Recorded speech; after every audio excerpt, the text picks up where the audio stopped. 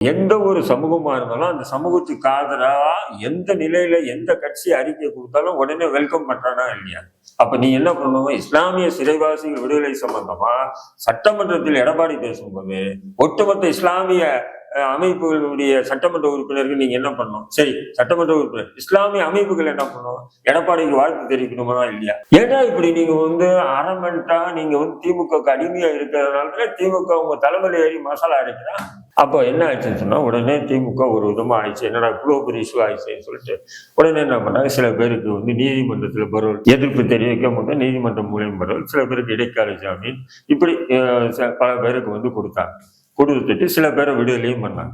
விடுதலை பண்ணும்போது அப்போ 3 மாசத்துக்கு எக்ஸ்டெண்ட் பண்ணிட்டே இருக்கும்போது இப்ப நீதிமன்றம் என்ன சொல்லுதுன்னா, இந்த 3 மாசத்துக்கு நான் ஏஜென்ட் இல்லை, எக்ஸ்டெண்ட் பண்ணிட்டே இருக்குது. தமிழக அரசுக்கே அனுமதி இருக்கு. அவங்க தொடர்ந்து பரோல்ல இருக்கிறதுக்கு தமிழக அரசே ஆணை பிறப்பிக்கிறாங்க. அது நீதிமன்றத்துக்கு அனுப்பி விடுறீங்க. நீங்க வேற வேலை இல்லையா? 3 மாசம் ஒரு நான் எக்ஸ்டெண்ட் பண்ணிட்டே இருக்குமா?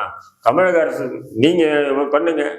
ஏற்கனவே பேரறிவாளனுக்கு தொடர் பரோல் கொடுத்தீங்களா இல்லையா? நளினிக்கு தொடர் பரோல் கொடுத்தீங்களா இல்லையா? அதே மாதிரி இவங்களுக்கும் கொடுங்க.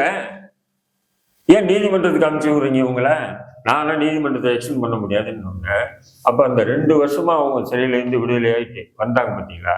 இப்போ அவங்க எல்லாம் ஜெயிலுக்கு நேற்று போயிட்டாங்க. ஒரு 15 பேர்கிட்ட உள்ள போயிட்டாங்க மறுபடியும். அது எவ்வளவு அவங்க தொடர்ந்து ஜெயிலில் இருந்தா கூட அவங்களுக்கு அந்த வலி தெரியாது. இடையில ஒரு 2 வருஷம் வெளியே இருந்து 40-45 வயசுல அவங்க திருமணம் பண்ணியிருக்கான்.